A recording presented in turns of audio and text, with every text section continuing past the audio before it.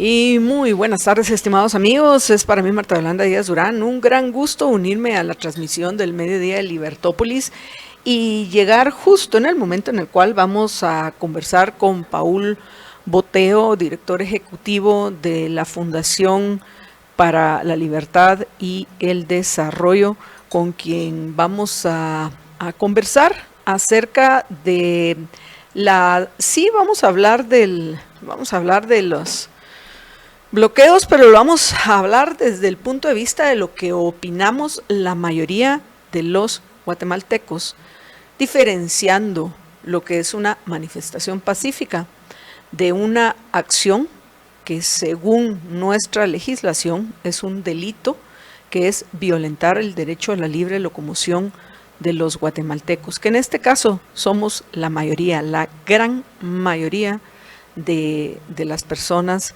que estamos sin duda viendo con cierta preocupación las acciones del Ministerio Público, pero que también lamentamos la respuesta que algunos grupos están dando a esa acción. Así que, sin más, le damos la bienvenida a Paul Boteo. Paul, buenas tardes. Buenas tardes, Marta Yolanda, Jorge. Siempre es un gusto estar con ustedes y gracias por la invitación. Gracias, Paul. Gracias. El gusto es nuestro. ¿Y por qué hemos convocado hoy a Paul Boteo? Pues primero, para hablar del tema de si los guatemaltecos están dispuestos y quiero nuevamente diferenciar lo que es una manifestación a lo que es un bloqueo. Entonces, primero, quisiera que Paul nos recuerde en las encuestas más recientes que presentaron después de la primera vuelta, ¿cuál es la intención de los guatemaltecos si en caso se buscara de alguna forma, voy a decir, aunque ya Paul nos explicará cómo fue planteada la pregunta y nos la explicará con un poco más de detalle, cuál es la respuesta de los guatemaltecos según la encuesta de Sid Gallup, a si estarían o no de acuerdo en manifestar, aunque parece que en un grupo minoritario pues hay alguna confusión entre los términos manifestar y bloquear, de lo cual después vamos a hacer referencia a una encuesta anterior de hace un par de años, también de Sid Gallup y de la Fundación para la Libertad y el Desarrollo, donde les hicieron, Paul, preguntas muy, muy interesantes. Esa encuesta sería bueno, ojalá que tengan entre sus planes actualizarla, porque me parece que la información que recabaron en esa encuesta de hace un par de años es valiosísima. Y entre esas preguntas que se hacían hace un par de años, incluían la de precisamente cuál era qué era lo que los guatemaltecos pensábamos en lo que respecta a los bloqueos. Así que, sin más, le dejo la palabra a Paul para que nos plantee estos dos temas a partir de la opinión, según esta encuesta de Sid Gallup, de la mayoría de los guatemaltecos. Adelante, Paul. Bueno, esta fue una encuesta que se realizó hace 2 años, entre el 26 de julio y el 11 de agosto de 2021, y le hacíamos una serie de preguntas, y lo que en esa oportunidad le preguntábamos era precisamente sobre el tema de las protestas. Y la idea era preguntar cuáles eran los motivos por los cuales los guatemaltecos estaban dispuestos a protestar o eh, básicamente a estar de acuerdo con que otras personas u otros guatemaltecos protestaran. Y entonces la pregunta es, ¿está de acuerdo que se proteste contra la corrupción? Y ahí el 88% de los encuestados respondía que estaba de acuerdo. Cuando se le preguntaba si estaba de acuerdo que se protestara por la mala calidad de la educación o la salud del país, bueno, en ese caso era el 89% que estaba de acuerdo. en ese entonces estaba el tema de las vacunas y digamos ahí ya disminuía el número de personas que estaban dispuestas a manifestar por la situación de las vacunas en ese momento. Eso ya se reducía a 69%. Y entonces lo que evidenciaban estas preguntas era que los guatemaltecos sí estaban dispuestos a tolerar manifestaciones o estar de acuerdo con manifestaciones con ciertos tipos de temas que les pudiesen resultar sensibles. Sin embargo, cuando se les preguntaba si estaban de acuerdo con que se bloquearan las carreteras, ahí el 67% estaba en desacuerdo, haciendo una clara diferenciación entre manifestar y bloquear carreteras, que obviamente tiene un efecto pues mucho más grande y un costo para las personas en términos de la movilización, de la falta de movilización que puedan tener. Incluso se les preguntaba, ¿están de acuerdo con que se quemen edificios públicos en una protesta? Y el 80% estaba en desacuerdo con eso. Entonces, ¿qué nos estaba diciendo esta encuesta que creo que la hemos visto a lo largo de los años en el comportamiento de los guatemaltecos? Y es que hay temas que nos molestan, hay temas con los cuales las personas quieren ir a protestar y eso lo vimos en el 2015, por ejemplo, cuando pues básicamente miles de personas fueron a protestar a la plaza central, pero lo hicieron de forma pacífica y la gente estaba de acuerdo y muchas familias incluso iban a protestar en ese entonces. Fue un ejercicio incluso de convivencia entre distintos guatemaltecos con distintos orígenes sociales incluso, y fue muy interesante ver ese fenómeno, pero siempre la insistencia era que tenía que ser de forma pacífica.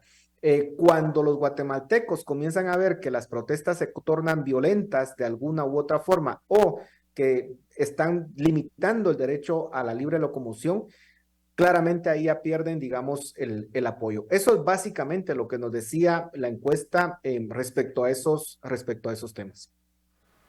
Jorge.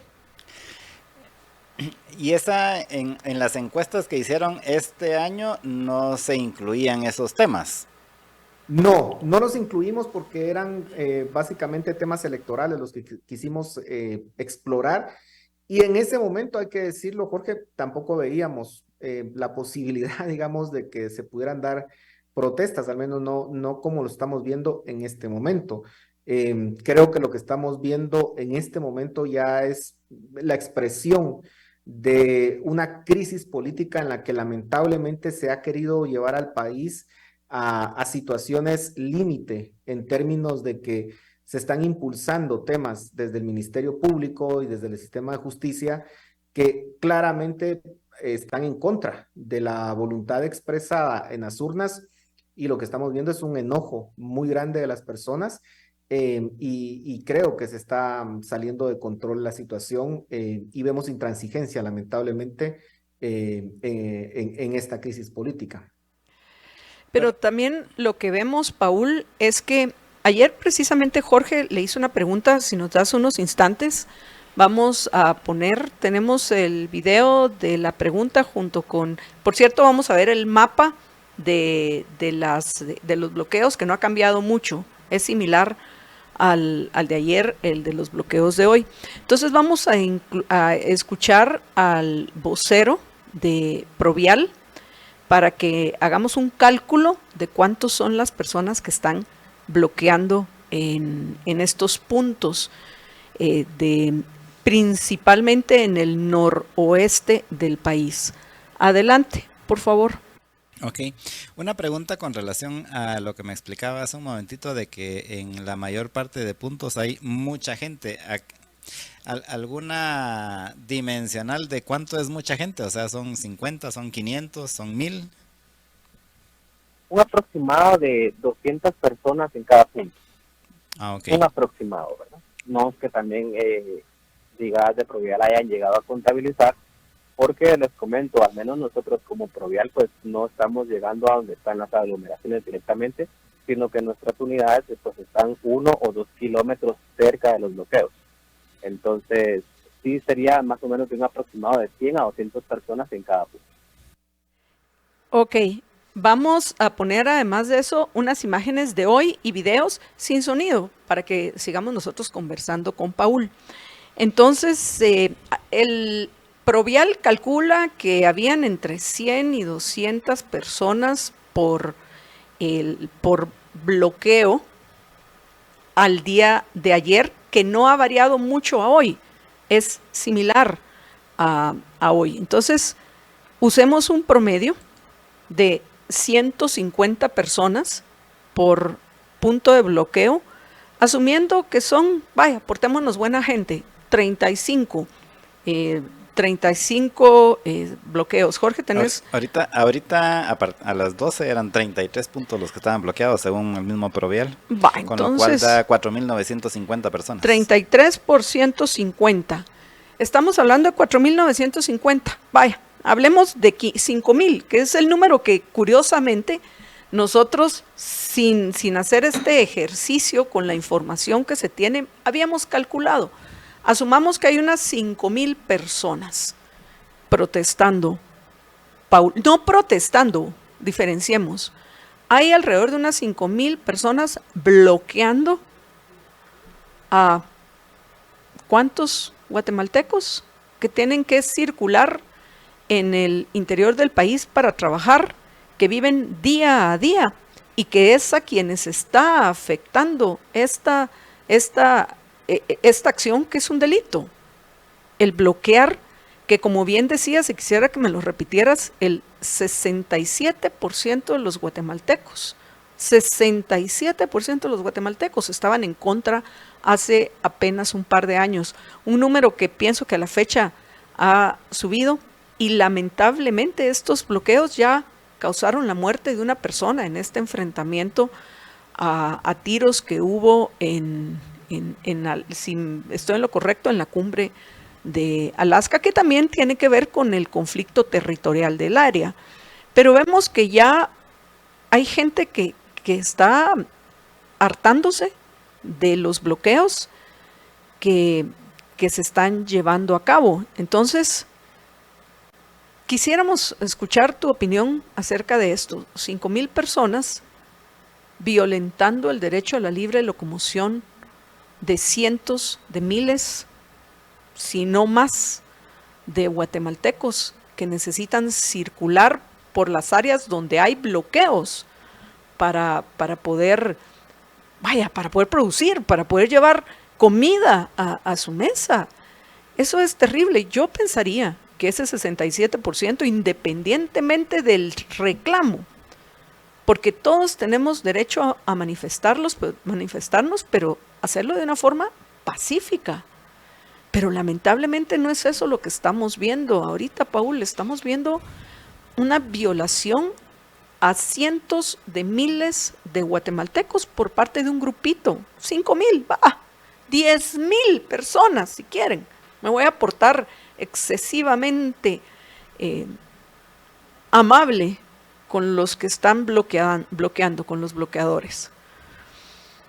¿Qué pensás al respecto de lo que pueda estar pasando, sobre todo con la molestia que por lo menos yo ya he visto algunas expresiones que no son motivo de, sin duda, para poder decir de eso que es la mayoría, pero expresiones de gente que ya se está hasta molestando con el próximo gobierno que deberá tomar posesión el 14 de enero, porque deberían de ponerle un alto a esta situación. Y sí, hay que manifestar y hay que aclararse las ideas y hay que señalar a quienes haya que señalar de abuso de poder, de corrupción, etcétera.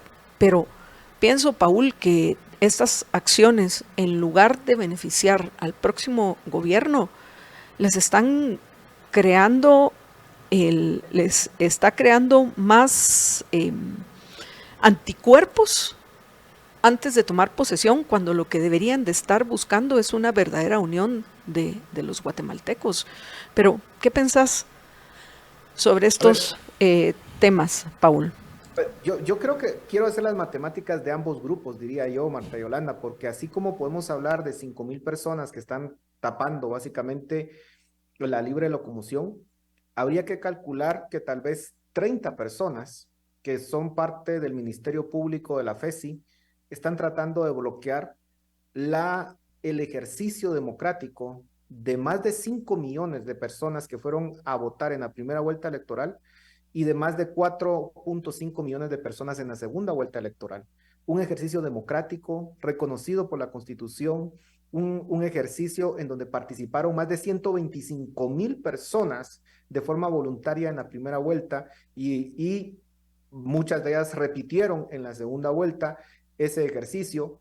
Y este grupúsculo de 30 personas está tratando de votar un ejercicio electoral que ha sido inviolable en los últimos 38 años, pero que hoy, de una forma impune, cínica, están tratando de bloquearlo, Marta Yolanda. Entonces, así como hablamos de ese grupúsculo de 5,000 personas, hablemos de ese grupúsculo aún más pequeño que está tratando de bloquear ese voto popular.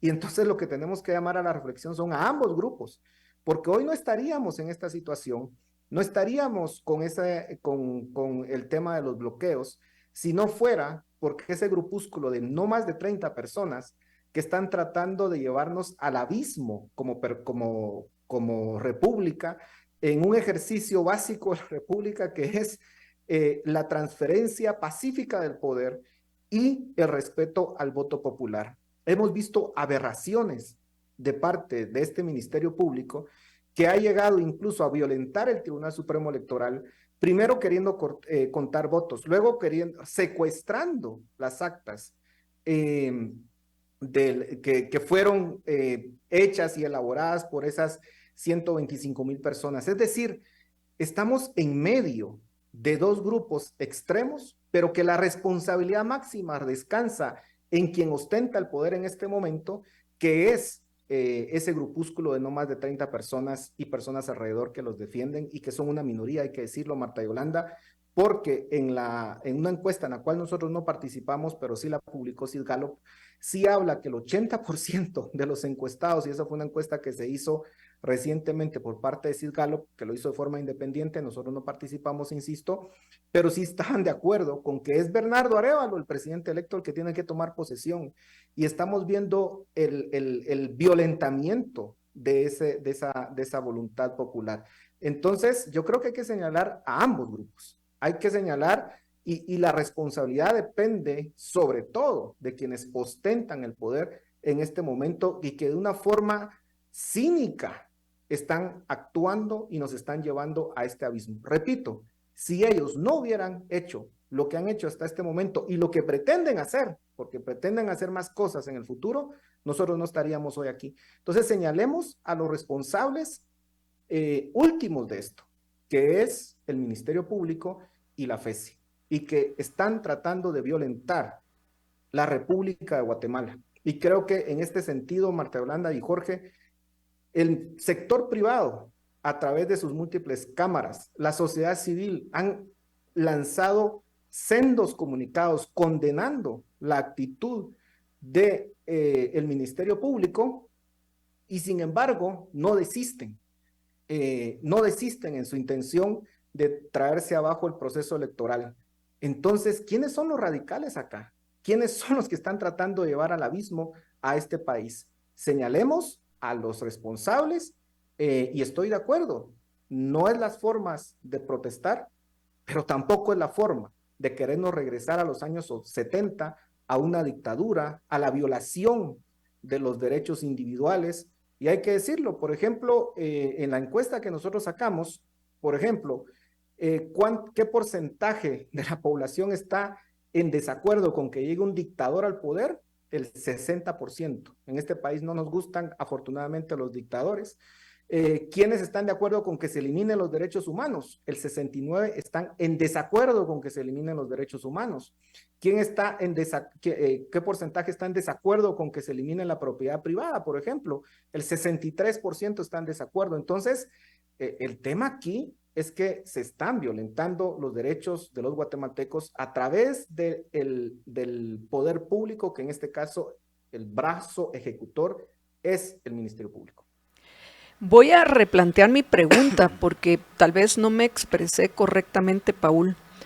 Y lo dije claro, yo no estoy en este momento específicamente cuestionando la petición. Bueno, la petición me parece que es improbable que se vaya a conseguir. No estoy yo en este momento haciendo referencia al reclamo de los bloqueadores. No ese es el punto. Vamos a coincidir, yo contigo y con muchos, de que el proceso fue un proceso, nos guste o no el resultado, fue un proceso legal, fue un proceso legítimo, no hubo fraude, según todas las fiscalizaciones que nosotros hemos hecho, y amigos como por ejemplo Fiscal Digital y nuestro amigo Carlos Toriello, apoyado por miles de, por cierto, muchos de esos miles oyentes de Libertópolis, hicieron una revisión que nos permite decir con toda seguridad de que los resultados oficializados por el Tribunal Supremo Electoral son los correctos.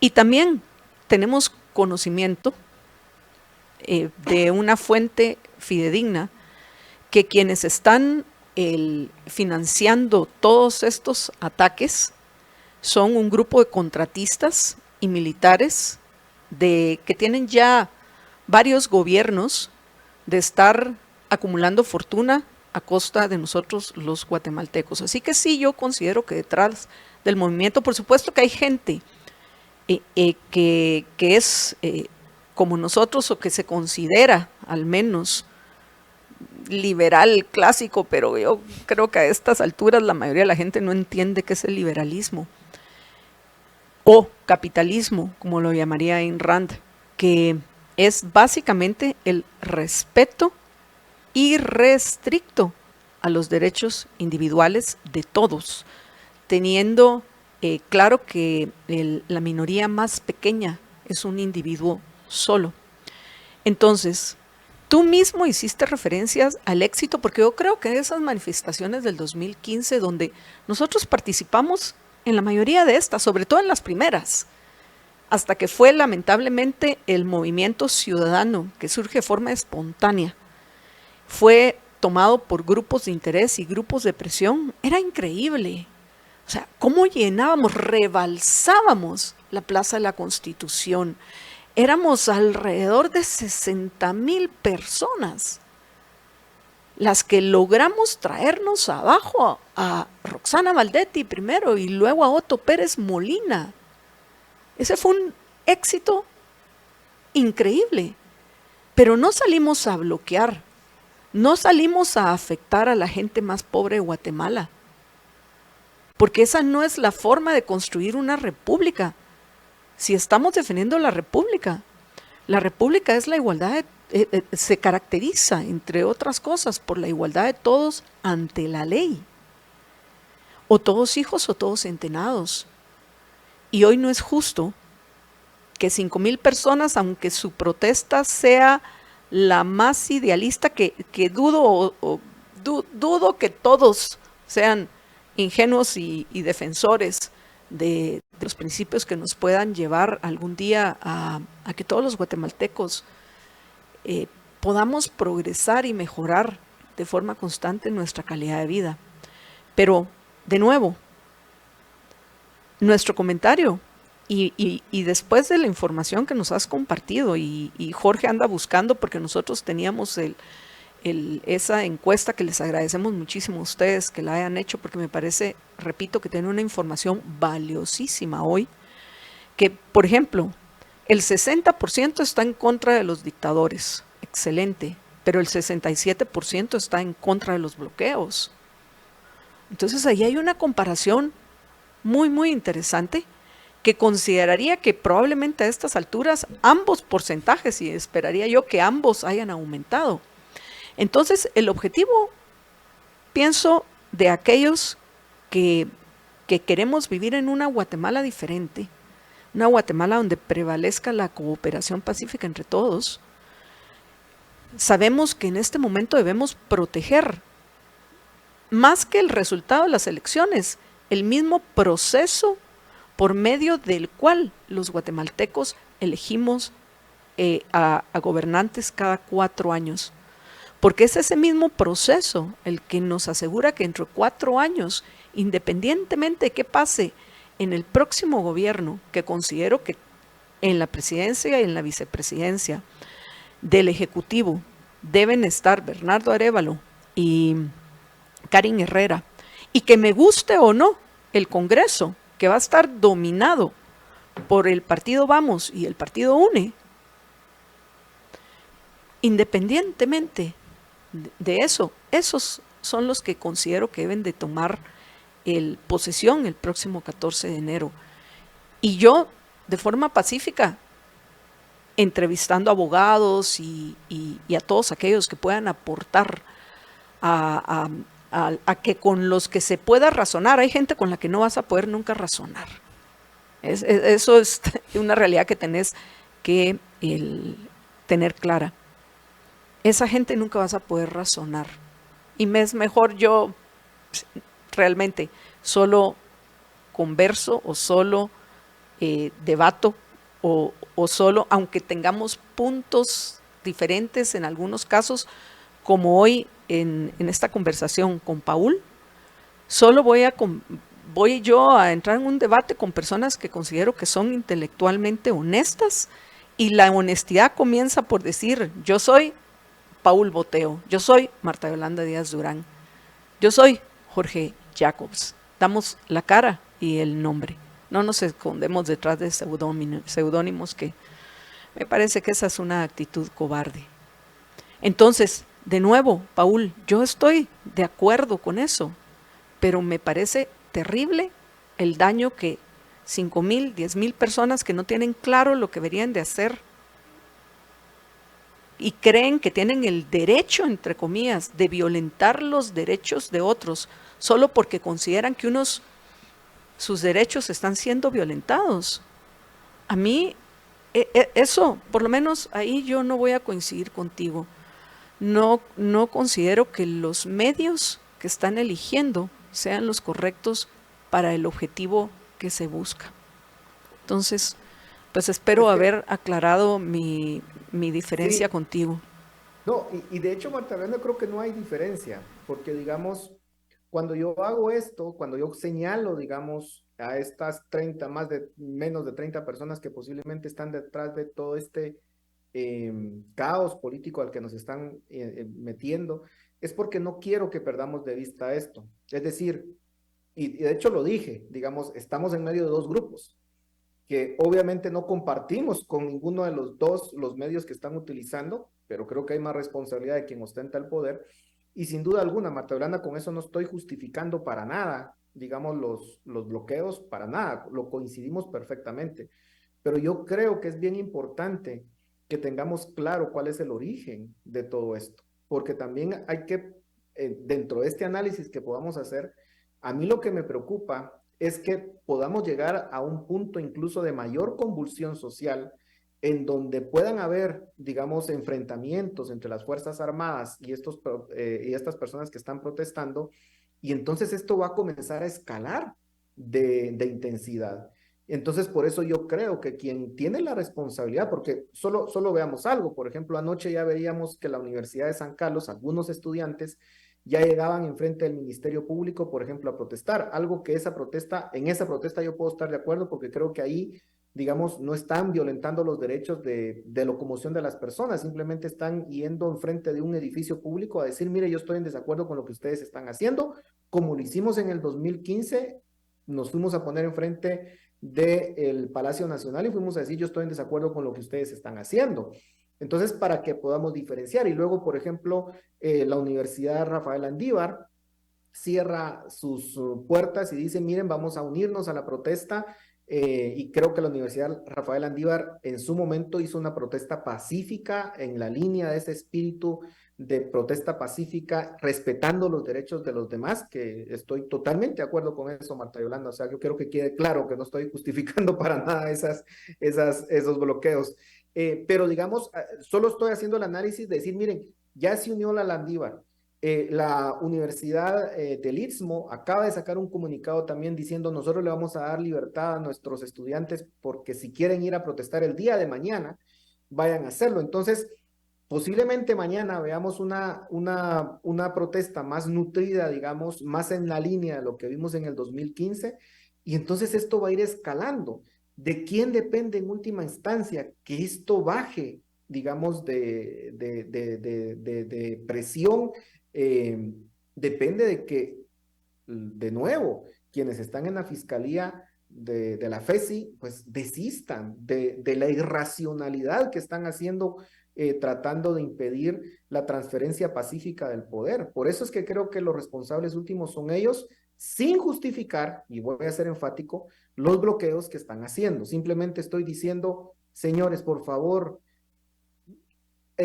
no le fallen a este país. Ustedes son los que tienen el poder en este momento y tienen la responsabilidad de no llevarnos, de no regresarnos a las dictaduras, a lo que tuvimos en años, en décadas previas, que fue muy doloroso para este país y que por supuesto en una dictadura no hay derechos individuales, independientemente del color que sea esa dictadura. Y si se rompe el principio básico de transferencia pacífica del poder, pues ya no nos va a quedar más que el uso de la fuerza y vamos a regresar, por eso, el gran peligro que tenemos de regresar a los años 60 y 70. Entonces, por eso yo quería hacer ese análisis o esa reflexión, Marta Yolanda, pero coincidimos perfectamente. Los medios, perdón, los fines jamás justifican los medios, nunca. Y por tanto, en ese sentido, bloquear carreteras, pues obviamente no se justifica, aunque el fin, en este caso, sea defender, digamos, el principio que ya hablamos. Así que no, yo creo que no tenemos diferencia, simplemente quería hacer ese matiz, Marta Yolanda. Gracias, Paul. Aunque en este momento yo señalaría a 5 personas como los que tienen el poder de acabar con esto, y me refiero a los 5 magistrados titulares de la Corte de Constitucionalidad. Coincido totalmente. George. En efecto, es difícil esto que plantea Paul de hay que irse al origen de quién realmente tiene el problema, ya que o quién es el causante del problema, porque si a esos vamos, yo considero que el causante original de los problemas que tenemos ahorita son los magistrados del Tribunal Supremo Electoral y también varias cortes que estuvieron al final que manipularon el proceso, porque yo siempre he dicho que estoy convencido de que en el proceso de la votación, o sea, el día de las elecciones, el 25 de junio y el 20 de agosto, es imposible, es casi imposible, por no decir imposible, que pienso que sí es imposible, el que se pueda realizar un fraude en cuanto al proceso de votación. Pero sí se manipuló el proceso y de eso tienen la culpa los magistrados del Tribunal Supremo Electoral, los del registro de ciudadanos y de varias cortes que al final fueron los que manipularon el proceso. Por ejemplo, o sea, si no hubieran manipulado el proceso, probablemente ahorita el presidente electo sería Carlos Pineda, por ejemplo. Pero mucha gente que se puso muy contenta de que quitaran a Carlos Pineda cuando lo quitaron, ahora se está rasgando las vestiduras de que quieren quitar a Boteo, iba a decir yo, a Bernardo Arévalo, pero es exactamente el mismo caso. ¿Y por qué no se, o sea, por qué no se indignaron cuando quitaron a Carlos Pineda y sí se indignan ahora cuando supuestamente están tratando de quitar a Bernardo Arévalo? Entonces, a eso me refería con el punto de si vamos a los orígenes. Realmente pienso que tienen la culpa de los problemas que estamos ahorita, principalmente los magistrados del Tribunal Supremo Electoral y varias cortes, también el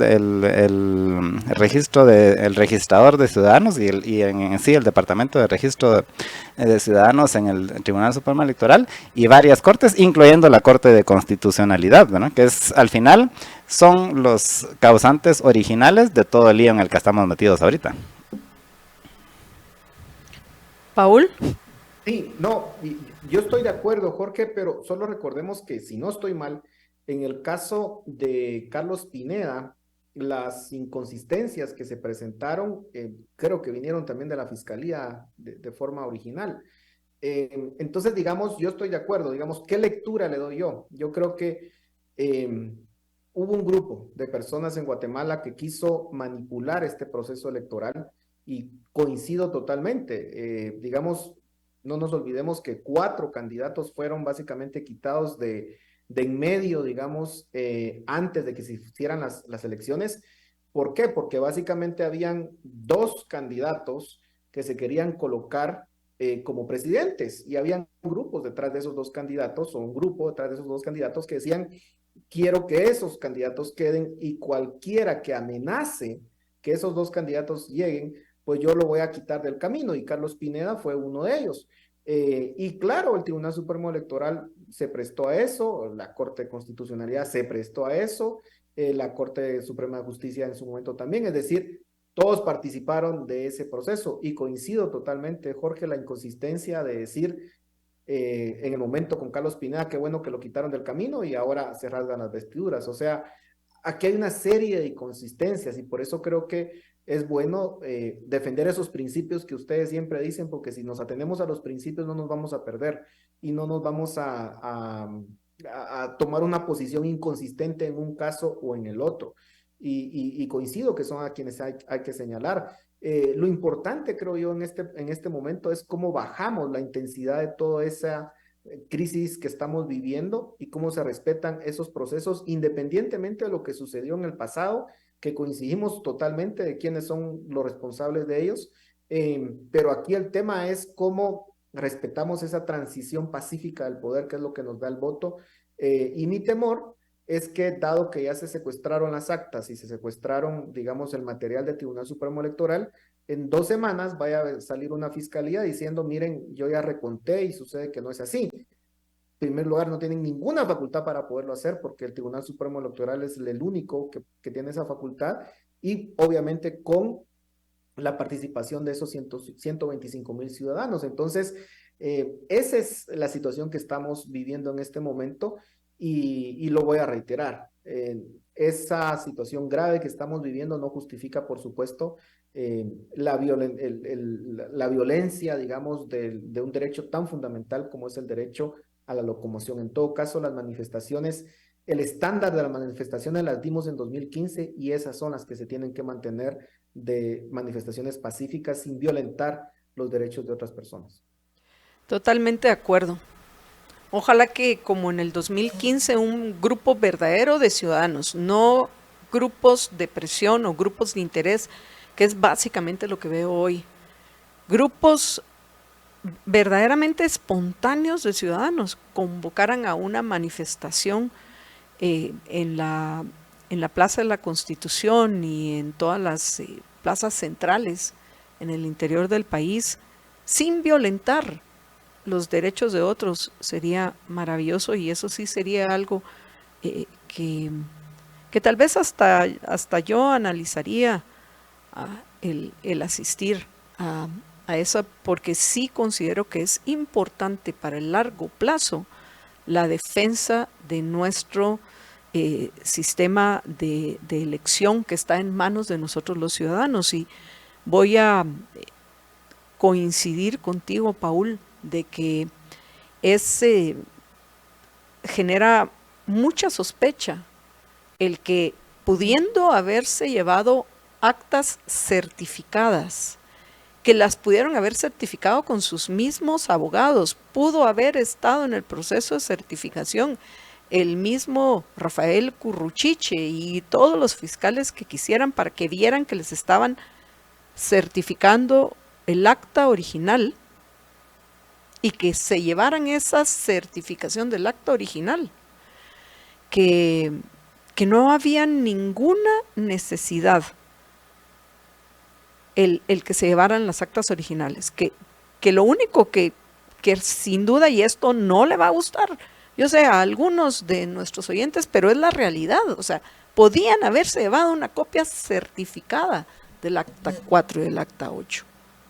Y esa copia certificada, de nuevo, enfrente del mismo Rafael Curruchiche o enfrente de Consuelo Porras, y que enfrente de ella se lo llevaran, que ellos mismos se llevaran las actas certificadas.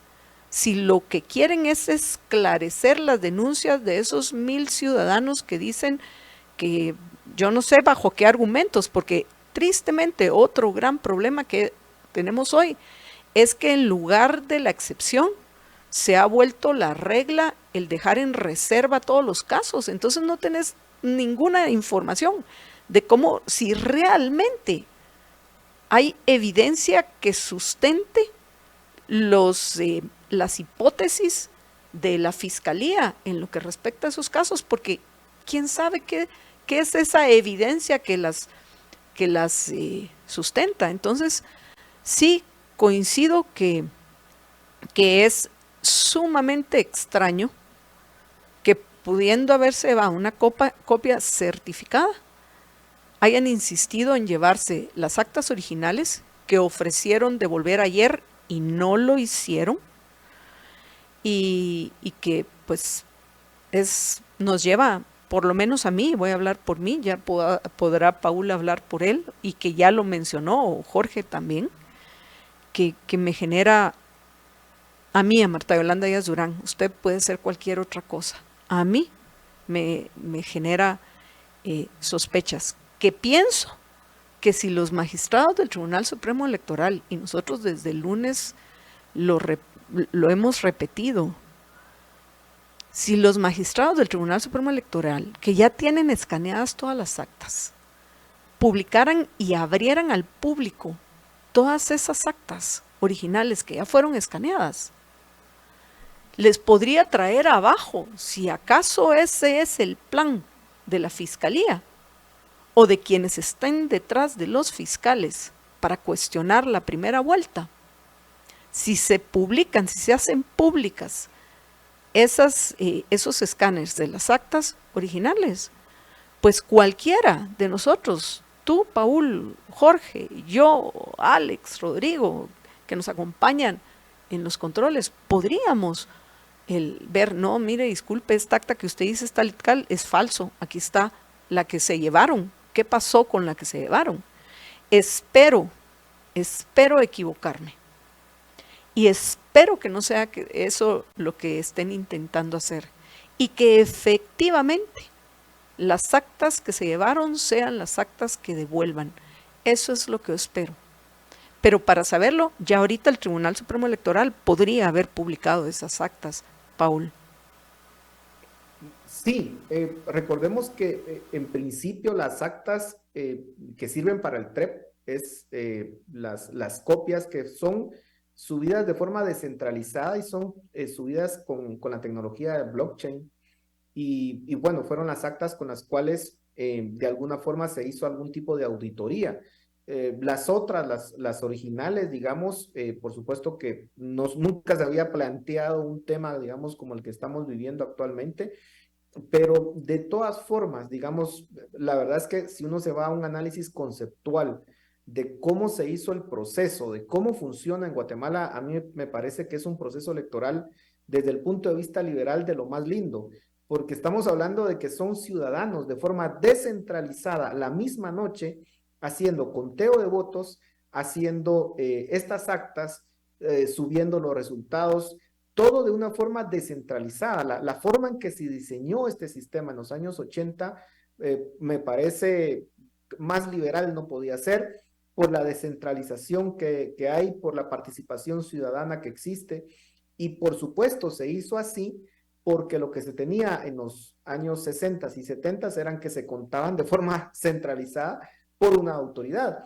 Entonces, el peligro que estamos en este momento es que regresemos a ese método, que venga una institución gubernamental a querer invalidar lo que hicieron 125,000 personas de forma descentralizada al mismo tiempo y que quieran venirse a votar ese proceso. Eso, digamos, sería simplemente inaceptable, y creo que como ciudadanos, como liberales sobre todo, como liberales no podemos permitir, no podemos estar de acuerdo ni validar mucho menos eso, y creo que es una prueba para efectivamente demostrar qué tan liberales somos en esta coyuntura que existe en el país, condenando lo de una parte y por supuesto condenando lo otro, que es los bloqueos. que sin duda alguna no es la forma, no son los medios adecuados, aun cuando los fines son correctos, pero como muy bien decimos en el liberalismo, los fines jamás van a justificar los medios violentos.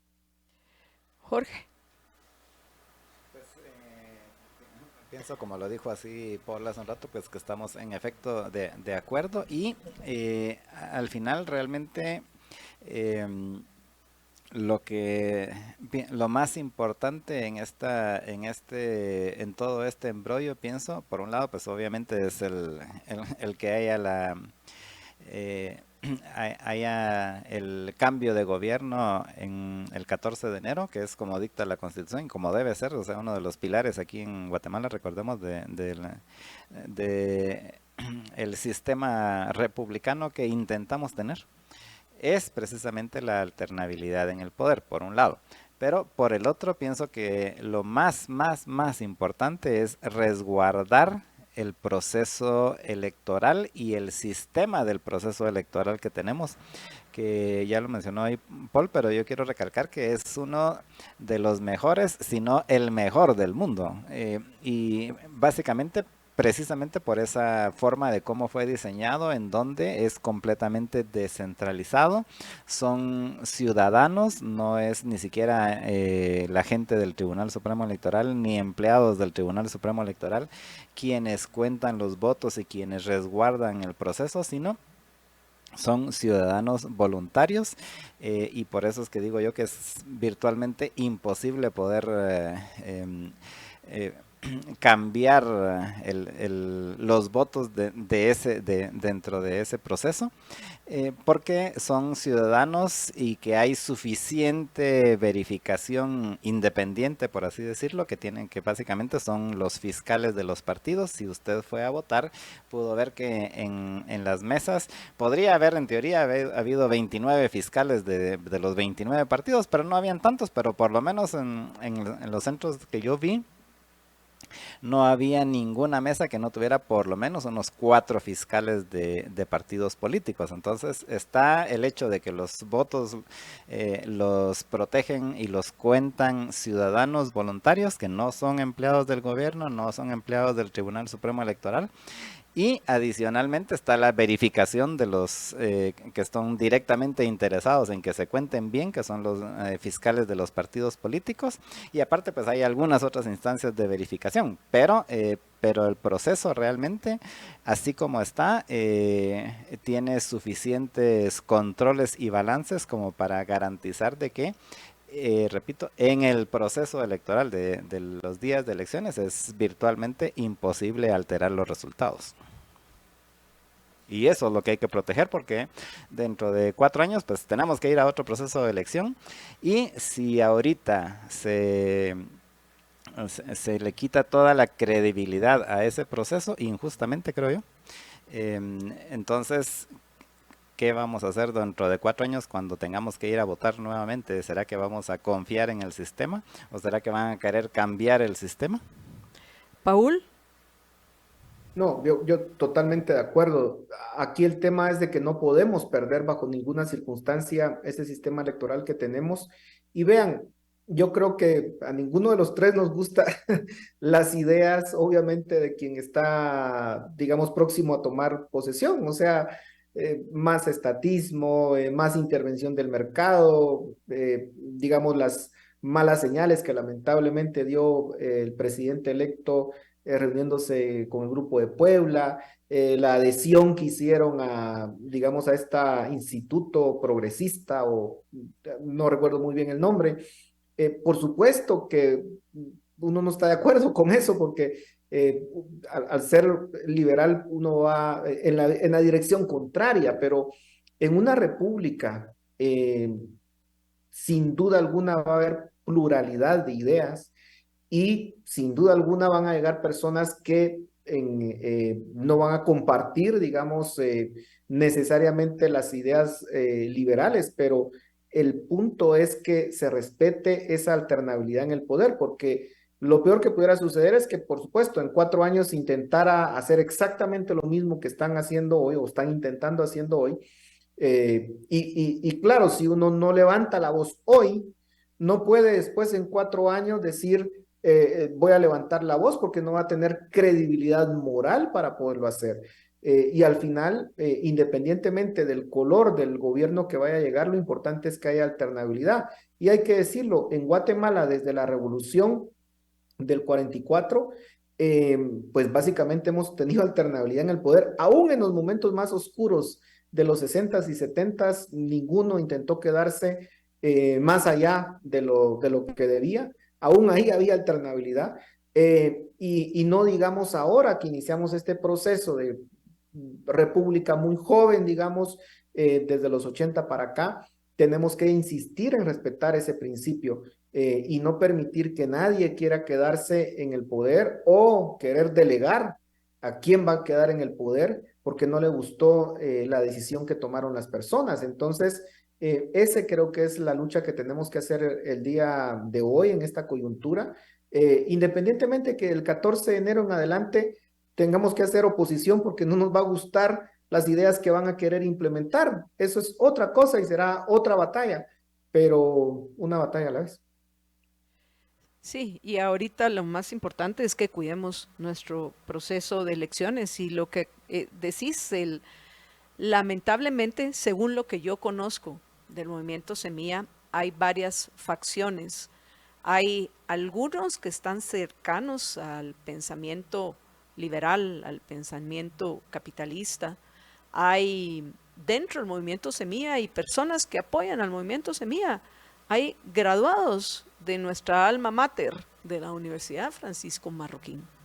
Pero también hay otros, como bien lo señalaste, que deben estar celebrando la unión del movimiento Semilla al, ¿cómo es que se llama? A la Internacional Progresista, que no es otra cosa más que la nieta de la Internacional Socialista. ¿Y qué es lo que está pasando dentro de aquellos con los que vamos a coincidir, que pueden incluir amigos y seres queridos, que creemos en el respeto irrestricto a la vida, a la libertad y a la propiedad de todos y que queremos vivir en una sociedad donde el gobierno única y exclusivamente se dedique a dar seguridad y justicia, que son las únicas funciones que justifican la existencia de un grupo de personas haciendo uso monopólico de la fuerza, para que precisamente se respeten esos derechos individuales, en lugar de en estos momentos estar dando ya nosotros esa batalla de ideas, vemos como lo que está prevaleciendo es una batalla de emociones que nos está haciendo daños a todos. Y hay algo en particular que también nosotros venimos diciendo en Libertópolis desde hace semanas, o ya a estas alturas, Jorge, ya podemos decir un par de meses, que esta situación lo único que está haciendo, y creo que esta adhesión del movimiento Semilla a la Internacional Progresista es una evidencia más que confirma como verdadero el juicio que nosotros hemos emitido de que el grupo que se está fortaleciendo dentro del movimiento Semilla es el grupo radical socialista, y se han debilitado aquellos que podrían haber permitido que, o todavía espero yo, puedan permitir que se valore correctamente cuál ha sido el resultado real. No entremos a las discusiones morales, que para mí son las más importantes, pero bueno, al menos vayamos a los resultados que ha traído el socialismo cada vez, sí, desde hace, bueno, antes bajo otro nombre, porque como socialismo pues se bautiza en el siglo XIX, pero todo el daño que esas medidas han traído en el mediano y largo plazo a las personas, pero en lugar de eso se están fortaleciendo, esa facción dentro del movimiento Semilla se está fortaleciendo. Y ahorita nosotros, en lugar de estar aquí discutiendo que miren muchachos, por favor no bloqueen, si quieren manifestar, convoquen a una manifestación pacífica en la Plaza de la Constitución, un fin de semana donde la mayoría no tenga que trabajar y producir para comer y para alimentarse día a día. En lugar de estar haciendo esto, deberíamos estar ahorita ya discutiendo ¿Qué va a pasar en los próximos 4 años? Y de nuevo, hay otra cosa, Paul, que aquellos que quisieran que se repitieran las elecciones no se dan cuenta que después de todo esto, el Congreso, bajo cualquier paraguas de partido político, el Congreso aumenta la probabilidad de que lo ganen los socialistas después de todas estas acciones que, que pues nos alejan de lo que deberíamos de estar haciendo si nuestro objetivo, y esa es la visión de nosotros en Libertópolis, es vivir en una sociedad de personas libres, de personas responsables, cooperando y conviviendo pacíficamente, cada quien buscando sus fines y sus objetivos, respetándonos mutuamente, respetando la vida, la libertad y la propiedad de los otros, y exigiendo a esos otros que respeten nuestra vida, nuestra libertad y nuestra propiedad. Pero parece que eso tristemente está sucediendo. Se está fortaleciendo el ala radical socialista dentro del movimiento Semilla. ¿Qué pensás? No, yo coincido, creo que lamentablemente hay que decirlo, hay personas dentro de ese partido que tienen ideas radicales, preocupantes, honestamente, pero el contexto en donde se les está victimizando, pues obviamente lo que hace es simplemente como una espuma, ¿no? Que crezca y que estas alas radicales pues tomen mayor control. Y de verdad, o sea, aquí deberíamos estar, por ejemplo, vean el tema del presupuesto en donde se quería más dinero, en donde, bueno, eso era lo que teníamos que estar discutiendo, el tema de cómo se iban a asignar los recursos, del hecho de que se empieza mal pidiendo más dinero incluso del que les estaban dando, ¿verdad? Y que había que hablar de ese tipo de cosas, pues bueno, no estamos discutiendo eso, estamos discutiendo de un principio tan básico como es la transición del poder de forma pacífica. Entonces, toda esta bulla de verdad no nos hace bien como país y yo creo que lo tenemos que entender. Eh, por ejemplo, yo les veo una inconsistencia en Estados Unidos lo que están haciendo con Donald Trump, que están utilizando todas las herramientas legales de ese país para evitar que él pueda ser un candidato en las próximas elecciones. ¿Por qué? Porque los demócratas le tienen miedo y saben de que va a llegar posiblemente al poder si se lanza como candidato. Bueno, hay muchas personas que critican lo que están haciendo con Donald Trump, pero aquí se alegran con lo que están haciendo con el movimiento Semilla. Y aquí es un tema de principios, de nuevo. Es un principio de jugar limpio, un principio de respetar la voluntad de las personas, nos guste o no, y en todo caso de tener las instituciones republicanas que sean el contrapeso y que permita la limitación del uso del poder. Esa es la clave de todo. Pero creo que hay muchas inconsistencias en muchas personas que o condenan una cosa pero celebran otra dependiendo de si me gusta o no. Y así creo que no funciona el liberalismo, sino que es la defensa de principios independientemente de la cara que tengan las personas o el color que tengan. Paul, tenemos ya que terminar esta conversación. ¿Algo más que querrás agregar antes de que terminemos? No, la verdad es que creo que es bien importante que no lleguemos a límites peligrosos en este país y por eso creo que el llamado es a la racionalidad y que podamos tratar de resolver estos conflictos de forma pacífica y que, digamos, no lleguemos a los peores escenarios, pero eso depende de que las posiciones cedan, de que hay una responsabilidad histórica con el país, de no pasar a la historia como los infames de haber destruido la poca institucionalidad del país, pero por otra parte también comprender quienes hoy están bloqueando las carreteras que esa no es la vía y que lo único que están haciendo es lograr el enojo de las personas y no están logrando adeptos a su causa, sino que todo lo contrario. Entonces es incluso contraproducente con aquello que dicen ellos defender. No son los medios adecuados y hay muchas víctimas cuando se bloquean las carreteras, no solamente en términos económicos, sino también hemos visto en el pasado incluso como con temas de salud, personas que necesitan trasladarse de un lugar a otro por temas de salud, se han visto perjudicadas. Entonces, No hay ninguna justificación para ello y creo que, como insisto, ya tenemos el estándar de 2015 y esa debería ser nuestra guía. Totalmente de acuerdo, Paul. Gracias por conversar con nosotros y hasta la próxima. Muchísimas gracias a ustedes. Un fuerte abrazo.